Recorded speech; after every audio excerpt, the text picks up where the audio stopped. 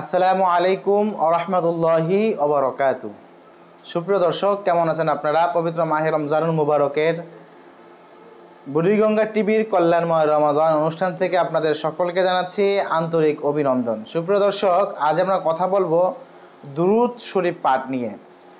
আল্লাহ নবী মুহাম্মদ সাল্লাল্লাহু আলাইহি সাল্লাম যখন মেহরাবে প্রথম পা রাখলেন, জিবরাইল আলাইহিস সালাতু ওয়াস সালাম বললেন, ইয়া রাসূলুল্লাহ, ইয়া হাবিবাল্লাহ, ওই ব্যক্তি ধ্বংস হোক যে ব্যক্তি রমজান পেল গুনাহ ক্ষমা করাতে পারলো না।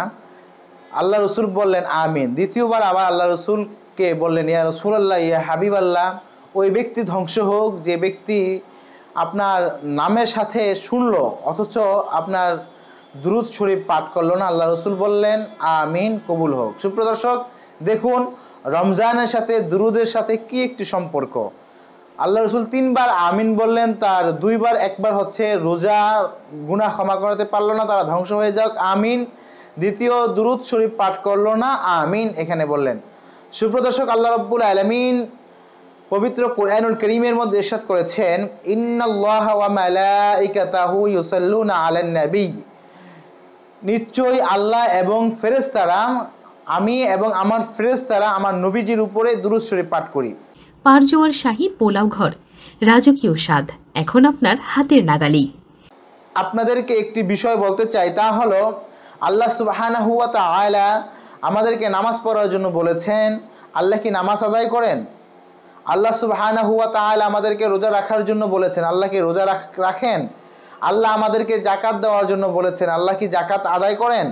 আল্লাহ আমাদেরকে হজ করার জন্য বলেছেন। আল্লাহ কি হজ করেন? মোটেই না। উত্তর আসবে না, আল্লাহ এগুলো করেন না।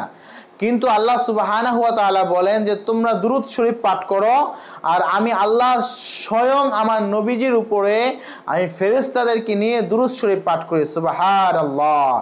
আল্লাহ সুবহানাহু ওয়া তাআলা নামাজ রোজা এগুলো আমাদেরকে করার জন্য বলেছেন, কিন্তু তিনি করেন না। কিন্তু আল্লাহ তার নবীজির উপরে দুরূদ শরীফ পাঠ করেন। সুবহানাল্লাহি ওয়া বিহামদিহি সুবহানাল্লাহিল আযীম। যে ব্যক্তি দুরূদ শরীফ পাঠ করবে, আল্লাহ সুবহানাহু ওয়া তাআলা তার উপরে 10টি রহমত নাজিল করবে।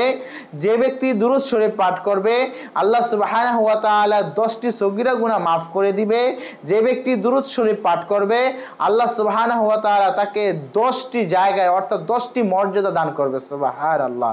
সুপ্রিয় দর্শক, আসুন না মাহে রমজানুল মুবারক মাসে আমরা দুরূদ শরীফ পাঠ করি। দুরূদ শরীফ পাঠ করলে 10টি করে নেকি পাওয়া যায়। সেই ক্ষেত্রে রমজানে যদি আমরা দুরূদ শরীফ পাঠ করি তাহলে আমরা কতগুলো নেকি পাই। আল্লাহ সুবহানাহু ওয়া তাআলা তার নবীজির উপরে দুরূদ শরীফ পাঠ করতেন। সাহাবায়ে কেরামরা আল্লাহ রাব্বুল আলামিন নবীজির উপরে দুরূদ শরীফ পাঠ করেছেন। আমরাও যদি দুরূদ শরীফ পাঠ করি তাহলে রাসূল করিম সাল্লাল্লাহু আলাইহি ওয়াসাল্লাম কিন্তু আমাদেরকে সাক্ষাৎ দিবে ঘুমেরই ঘরে। আসুন আমরা যদি রাসূলকে স্বপ্ন দেখতে চাই, ছোট্ট একটি আমল করি। যদি রাসূলকে স্বপ্ন দেখতে চাই, তা হলো আমরা সুন্দরভাবে উজু করে 2 রাকাত নামাজ আদায় করে এরপরে দুরূদ শরীফ পাঠ করে উত্তর দিকে মাথা দিয়ে ডান কাত হয়ে আমরা দুরূদ শরীফ পাঠ করতে করতে করতে যদি আমরা ঘুমিয়ে যাই, এইরকম ভাবে যদি আমরা 41টি দিন যদি আদায় করি, আর হৃদয়ে যদি ধারণ থাকে যে রব্বুল আলামিন আপনার রাসূলকে স্বপ্নে যোগে আমাকে দেখার ব্যবস্থা করে দেন, এই আশা রেখে যদি আমরা ঘুমাতে যাই, হতে পারে আল্লাহ সুবহানাহু ওয়া তাআলা নবীজি স্বপ্নে যোগে আপনার সাথে আমার সাথে দেখা করবে। আর যদি একবার রাসূল করিম সাল্লাল্লাহু আলাইহি সাল্লাম আমাদেরকে স্বপ্নে দেখা দেয়, হাদিস শরীফের মধ্যে এসেছে, কেউ যদি আমাকে দেখলো অর্থাৎ রাসূল করিম সাল্লাল্লাহু আলাইহি সাল্লামকে দেখলো, তার উপরে জাহান্নাম হারাম হয়ে গেল, জান্নাত তার উপরে ওয়াজিব হয়ে গেল। সুপ্রিয় দর্শক, আসুন না এই রমজানুল মুবারক মাসে আমরা বেশি বেশি করে দুরূদ শরীফ পাঠ করি। ওই ব্যক্তি কৃপণ যে ব্যক্তি রাসূলের উপরে দুরূদ পাঠ করে না। আমরা দোকানপাটে ব্যস্ত হয়ে গিয়েছি, আমরা রাস্তাঘাটে চলাফেরা করতেছি, আমরা কিন্তু পারি যখন আমরা গাড়িতে উঠি বিসমিল্লাহির রহমানির রহিম বলে গাড়িতে উঠে এরপরে আমরা দুরূদ শরীফ পাঠ করতে করতে গন্তব্যস্থলে যেতে পারি। আমরা যখন দোকানে কাস্টমার থাকে না তখন কিন্তু দুরূদ শরীফ পাঠ করতে পারি। আমরা কাজের ফাঁকে ফাঁকে কিন্তু দুরূদ শরীফ পাঠ করতে পারি। হতে পারে এই দুরূদ শরীফের উসিলায় আল্লাহ রাব্বুল আলামিন আপনাকে আমাকে ক্ষমা করে দিবে। একটি মাস হযরত আবু বকর রাদিয়াল্লাহু তাআলা, হযরত ওমর রাদিয়াল্লাহু তাআলা এর সময়ে একটি মাস রাসূল করিম সাল্লাল্লাহু আলাইহি সাল্লামের দুরূদ শরীফ পাঠ শুনতো।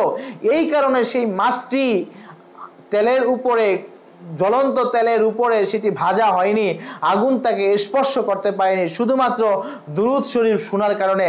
আর আমরা মানুষ হয়ে যদি দুরূদ শরীফ পাঠ করি, রাসূল করিম সাল্লাল্লাহু আলাইহি সাল্লামের উপরে যদি অতিরিক্তভাবে দুরূদ পড়ি, তাহলে জাহান্নামের আগুন আমাদেরকে স্পর্শ করতে পারবে না। সুপ্রিয় দর্শক, আসুন রাসূল করিম সাল্লাল্লাহু আলাইহি সাল্লামের শানে, রাসূল করিম সাল্লাল্লাহু আলাইহি সাল্লামের মানে আমরা সর্বদা দুরূদ শরীফ পাঠ করব। কে কি বলুক বা না বলুক এটা আমাদের দেখার বিষয় না। আমরা সাল্লাল্লাহু আলাইহি ওয়াসাল্লাম সাল্লাল্লাহু আলাইহি ওয়াসাল্লাম সাল্লাল্লাহু আলাইহি ওয়াসাল্লাম এইভাবে আমরা দুরূদ শরীফ পাঠ করতে পারি, জপতে পারি। মুখে যদি দুরূদ থাকে, হৃদয়ে যদি দুরূদ থাকে, অবশ্যই শয়তান আমার হৃদয়ে বাসা বাঁধবে না। দুরূদের কারণে আমার মৃত্যুটাও খুব সহজ হয়ে যাবে।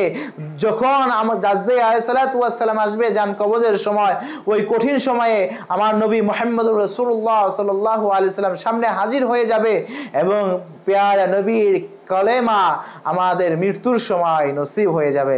এজন্য আমাদের দুরূদের বিকল্প নয় পাঠ করার। আমরা সবাই দুরূদ শরীফ পাঠ করব।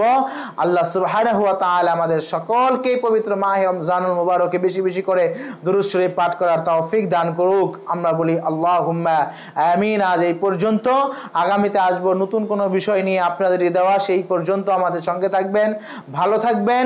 বুড়িগঙ্গা টিভির কল্যাণময় রমাদান অনুষ্ঠান থেকে আপনাদের সকলকে আবারও ধন্যবাদ জানিয়ে এখানে শেষ করছি। আসসালামু আলাইকুম ওয়া রাহমাতুল্লাহি ওয়া বারাকাতুহু।